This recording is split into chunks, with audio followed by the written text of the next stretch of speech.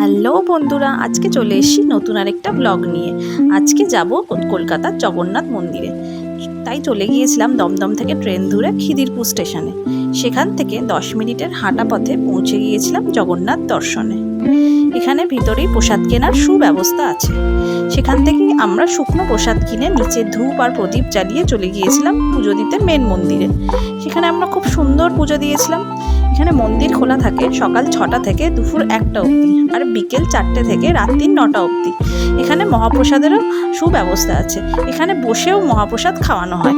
বসে মহাপ্রসাদ খেতে গেলে 150 টাকা দিয়ে আগের দিন টিকিট বুক করতে হয়। আর পার্সেল নিয়ে যাওয়ারও সুব্যবস্থা আছে। পার্সেল নিয়ে যেতে গেলে 180 টাকা দিয়ে পার্সেলের বুক করতে হয়।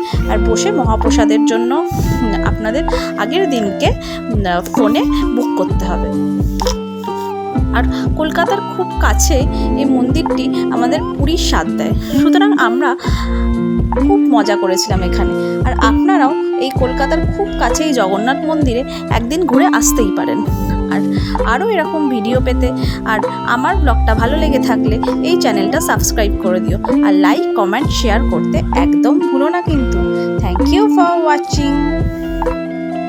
তোমরা সবাই ভালো থেকো, সুস্থ থেকো ও আনন্দে থেকো।